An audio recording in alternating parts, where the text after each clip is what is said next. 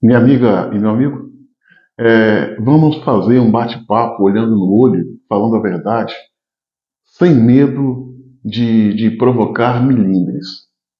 Mas antes que eu comece a minha fala, eu queria fazer uma pergunta e queria que você respondesse. O que você prefere? Uma verdade que machuca ou uma mentira que afaga? Por certo, você prefere uma verdade que machuca, não é mesmo? Pois bem, e esse é o meu princípio. Então vamos lá. O Brasil passou por um processo eleitoral questionável. Ah, o governo Bolsonaro sofreu horrores de toda ordem. Nós brasileiros, vimos a nossa democracia sendo colocada de quatro, a Constituição rasgada, intervenção de um poder sobre o outro, poderes se omitindo de atuar, ou seja, uma verdadeira bagunça, um caravançará. Por último, muitos brasileiros não se conformando com a falta de transparência no processo eleitoral e no resultado final dele, resolveu ocupar de forma pacífica, ordeira, legítima, como manda as regras da Constituição, resolveram ocupar por 60 dias, sob chuva, sol, calor, frio, dormindo em barracas, comendo mal, numa situação heróica, sofrível, na frente dos quartéis, pedindo às Forças Armadas que usasse do seu dever, que é impor a ordem sobre a luz da Constituição e as regras democráticas, para dar um choque de ordem no país.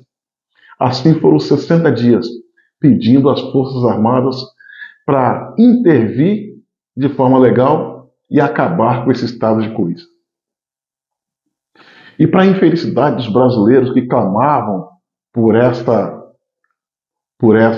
solicitavam essa intervenção, viram o ex-presidente Lula, esse que foi condenado por atos de corrupção, condenado em 3 instâncias, com provas sobradas, testemunhas, viram tomar posse como presidente do país em uma eleição que muitos entendem ser questionável. Quando todos pediam às Forças Armadas para uma ajuda para salvar o Brasil, e razões para isso, muitos especialistas diziam que tinha, sobre a luz da Constituição, as Forças Armadas nada fez, se fingiu de cega, surda e muda e entregou o Brasil aos inimigos da pátria, a Lula e ao seu bando, para roubar, pilhar, provocar sofrimento e dor à nossa gente. Diante desse comportamento das Forças Armadas, os brasileiros se sentiram decepcionados e chegaram à conclusão que foram traídos pelos generais das Forças Armadas, em especial Exército e Aeronáutica, tendo em vista que a Marinha ela quis sim fazer valer a ordem. Pois bem, senhoras e senhores, as Forças Armadas brasileiras sempre foram marcadas pela traição, sempre foram marcadas pela covardia. A covardia e a traição são marcas indeléveis das Forças Armadas. Eles têm um histórico de traição à pátria que não vem de agora. 1865, Guerra do Paraguai. A população majoritária no Brasil eram de negros escravos. A população branca era mínima. Por essa razão, não tinha números suficientes para lutar na Tríplice Aliança, na Guerra do Paraguai, contra o Paraguai, naturalmente. Então, as Forças Armadas, na época, pegaram os escravos e falaram para eles: venha para a guerra, venha lutar na guerra. Lutando e vencendo a guerra, quando voltar para casa, vão ter liberdade, vão ter casa para morar e pensão vitalícia. Os negros, acreditando nas Forças Armadas, foram lutar na Guerra do Paraguai. 6 anos de guerra. Muitos perderam as vidas. Ganharam a guerra, voltaram para casa. Ao chegar em casa, não tinha pensão vitalícia. Ao voltar para o seu país, não tinha pensão vitalícia, não tinha casa para morar, apenas tinha liberdade. Alguns negros preferiram continuar como escravo para ter onde comer e dormir.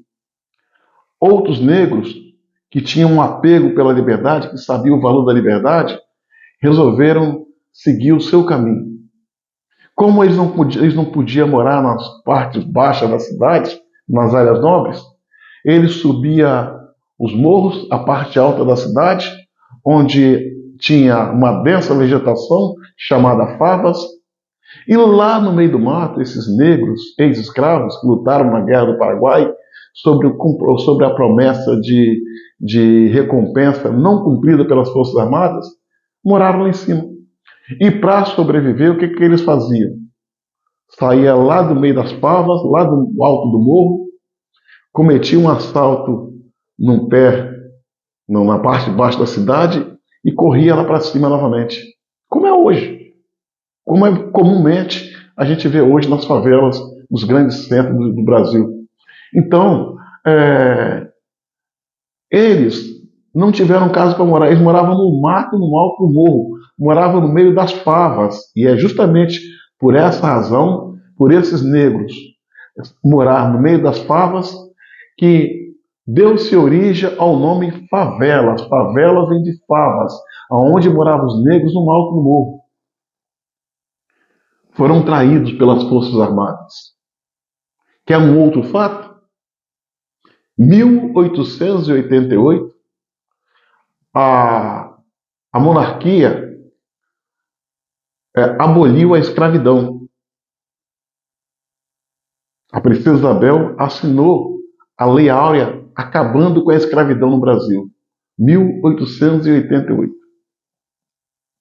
E essa decisão da princesa Isabel em acabar com a escravidão trouxe descontentamento aos poderosos da época, aos militares, aos fazendeiros. E esse grupo resolveu se virar contra a família de Dom Pedro II e a princesa Isabel, porque eles deram fim à escravidão. Contudo, senhoras e senhores, em 1889, um ano após o fim da escravidão, essa elite derrubou a monarquia e instalou a república, um ano depois do fim da escravidão. E quem estava lá coordenando esse golpe de Estado contra a família imperial? Um dos generais era avô do presidente Fernando Henrique Cardoso, militar, general das Forças Armadas, general do Exército. Que se dependesse das Forças Armadas brasileiras, o negro deveria ser escravo até hoje. E instalaram no Brasil um dos piores regimes que existia na época, o republicano. O regime republicano foi o começo da derrocada do Brasil. O regime republicano implantado pelos militares no Brasil, em 1889, foi com base na cartilha de Augusto Conte, um dos pais do comunismo. Além de traidores, além de covardes, são comunistas. As Forças Armadas são comunistas. E querem mais? 1964. A população foi para as ruas, aos milhões, encarando sol, chuva, frio, calor. Toda a sociedade foi para as ruas manifestar contra o governo comunista de João Goulart, que era um desastre. Imprensa, igreja, operários, Todos nas ruas, dona de casa, estudantes, professores, todos nas ruas lutando contra o governo de João Goulart, pedindo a intervenção dos militares. A população ficou na rua por 18 dias, pedindo a intervenção das Forças Armadas para salvar o Brasil. E as Forças Armadas, tanto quanto hoje, fingia que não via e não ouvia. Contudo, senhoras e senhores, João Goulart, percebendo que as coisas não estavam favoráveis, não estavam a seu favor, juntamente com seu cunhado, o ex-governador Leonel Brizola, Leonel de Moura Brizola, fugiram para o Uruguai, no alto exílio. Até tentaram uma resistência, até tentaram planejar uma resistência, mas viram que não tinha jeito. Foram embora, sem nenhuma resistência. E quem liderou a população civil nessa manifestação para botar o João Goulart para correr não foi as Forças Armadas, que ela, tanto aqui quanto lá, se acovardou. E aí, minha amiga e meu amigo, quando o governo de João Goulart se tornou vago, o Senado empossou o vice. O vice assumiu. Já estava tudo certinho. João Goulart caiu sem resistência e sem violência. Só existiu 2 casos de violência no período da queda de João Goulart, que foi um comunista lá no sertão do Nordeste chamado Gregório Bezerra, que tomou uma surra sem gravidade de alguns manifestantes no Nordeste. O outro, que foi alvo de violência de si próprio.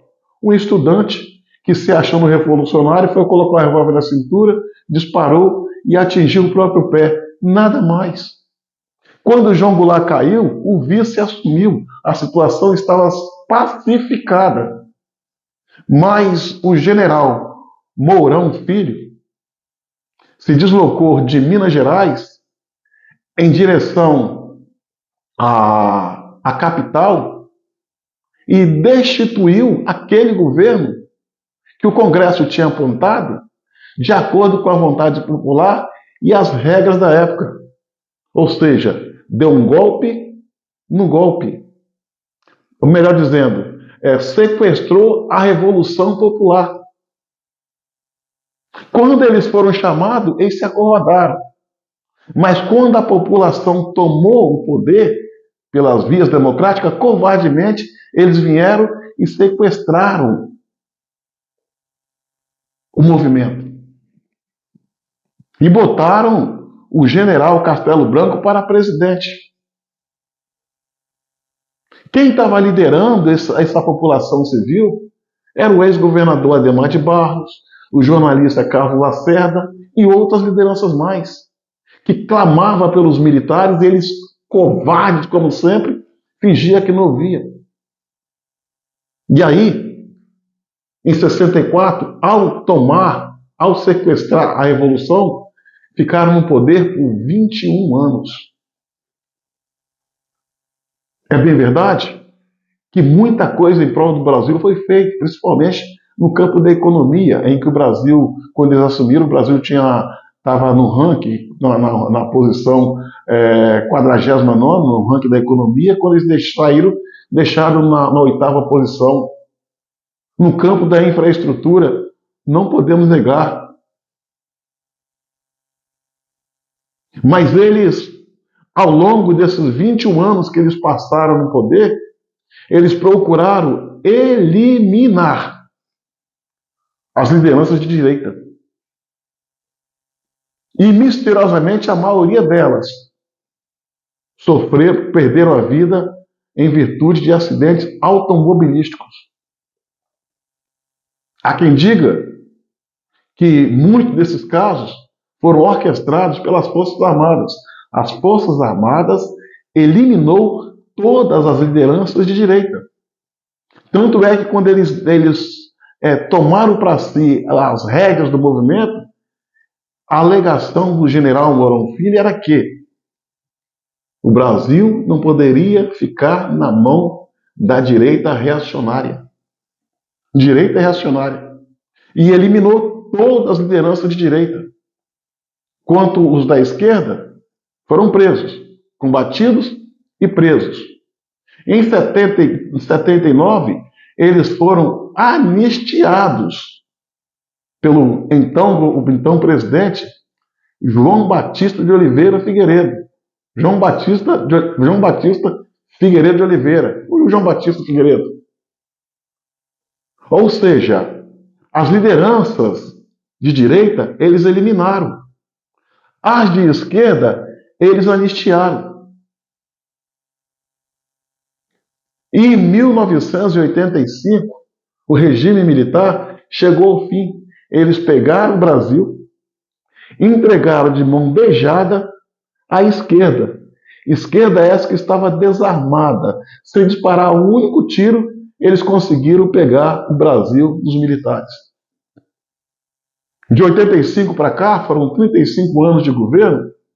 35 anos de governo de roubalheira, desordem, solapação, apologia aos maus costumes, corrupção institucionalizada em todos os setores.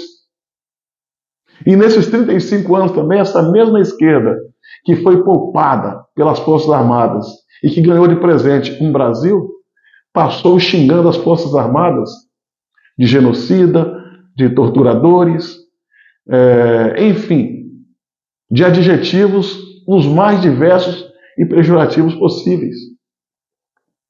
E essas mesmas Forças Armadas, ao longo desses 35 anos, não teve a honradez, a coragem, a hombridade de se defender. O máximo que fazia era na notinha oficial, em que quem escrevia nem sequer lia. Acovardaram, botaram o rabo entre as pernas e aceitava ataques levianos, covardes da esquerda. O único parlamentar que num parlamento defendia as Forças Armadas foi justamente ele, Jair Messias Bolsonaro, que defendia as Forças Armadas. Minha amiga e meu amigo, as Forças Armadas brasileiras é marcada pela traição, pela covardia. Eles não são heróis de nada. Eles não são os heróis que a esquerda pensa que é e também não são os genocidas. Eles não são os heróis que a direita pensa que é, como também não são os genocidas que a esquerda diz ser. Eles são um bando de oportunistas, descompromissados. Essa coisa de honra, de pátria, amor pelo Brasil, amor pela bandeira, isso é apenas na letra das musiquinhas militares deles. É discurso da goela para fora.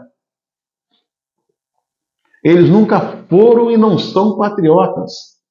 Eles são cooperativistas, só pensam neles. Eles olham o umbigo e ali vê o centro do mundo. O país deles é o portão e o muro do quartel para dentro. É aquilo que... É isso que eles defendem. E nada mais. Olha agora o que aconteceu em 2022. A gente vendo a população clamando, gemendo, sofrendo, o Brasil sendo solapado, a nossa democracia sendo jogada no lixo, a nossa Constituição sendo rasgada, as instituições se engafunhando, a gente está vendo o Poder Judiciário intervir no Executivo, o Legislativo se acovardar porque não faz o seu papel, uma verdadeira desordem, em que rasga a parte mais importante da Constituição, que diz que os poderes são harmônicos, porém independentes. O que a gente viu foi um festival de pitacos, de um poder sobre o outro. E o que aconteceu? Um processo eleitoral suspeito, no mínimo suspeito. Aí a gente vê, o Brasil vê, de maneira triste, como se fosse um velório, Essa mesma quadrilha da esquerda, esse mesmo bando, em pleno 2022, com todo o seu histórico de roubalheira e lesão à pátria, assumir as rédeas do país, porque, mais uma vez, as Forças Armadas traíram o país, traíram a população. Mais uma vez. E será sempre assim. Está no DNA dos generais, salvo raríssimas exceções. São covardes, não têm espírito de pátria, não têm honra, não têm compromisso com o Brasil.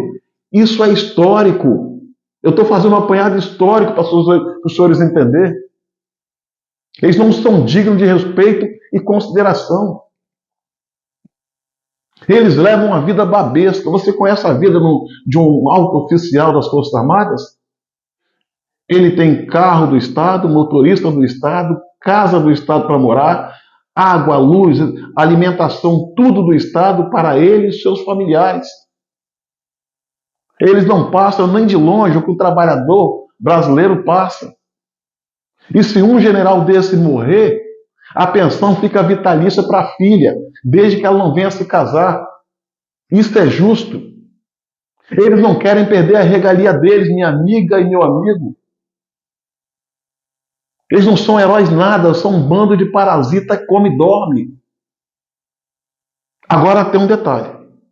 Da mesma maneira que a população pediu socorro para eles e eles fingiram não ver ou ouvir, eu acredito que amanhã quem vai estar pedindo socorro à população serão eles. Porque a gente sabe que existe um plano da esquerda na América para enfraquecer e até acabar com as Forças Armadas. Aí, quem vai pedir ajuda à população são eles. E eu não sei se eles são dignos de merecer, porque não têm utilidade nenhuma, são inúteis por completo. Me fala um grande feito das Forças Armadas ao longo da história em prol do Brasil. A não ser aquela intervenção na Segunda Guerra Mundial, em que os pracinhas expedicionários deram um show para salvar a Itália da mão de Adolf Hitler. Fora isso, mais o quê? Varrendo o pátio do quartel, comendo, bebendo, dormindo, parasitando. E a população achando esse tempo todo que esses caras são heróis, são parasitas. Eles sempre foram elogiados, reconhecidos pela população. As Forças Armadas sempre teve um conceito elevado aos olhos da população, porque a população brasileira ela tem um hábito de não conhecer a história, que a história não conta.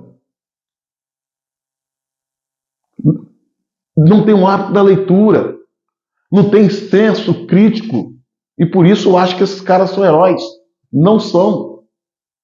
Eu, particularmente, entendo que é preciso dar uma resposta para eles. Mas uma resposta legal, sem agressão às Forças Armadas. Sem agressão, porque agressão não leva a nada. 7 de setembro. Todo 7 de setembro é o dia em que se comemora a independência do Brasil. Onde tem paradas militares, desfiles militares em todos os estados brasileiros. Ocasião em que a população vai prestigiá-los, aplaudi-los. Há uma coisa chamada vaia. O que é a vaia? A vaia é o aplauso dos insatisfeitos.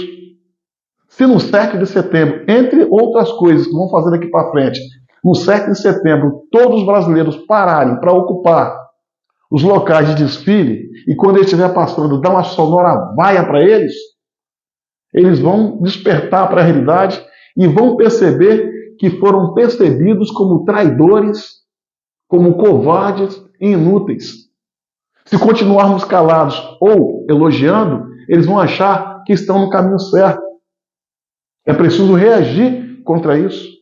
E outra coisa, ocupar as redes sociais para criticá-los dentro daquilo que for verdadeiro, criticá-los pesadamente, porque eles são frouxos, como todo frouxo, não suporta a crítica. Eles são vaidosos, muito vaidosos, eles querem ser elogiados, eles não aguentam apanhar, são covardes. Então tem que usar as redes sociais para sentar a borracha neles, que só assim eles vão despertar para a realidade. Bando de frouxos, covardes e inimigo da pátria. Eu sou mais os caminhoneiros do Brasil que os generais das Forças Armadas.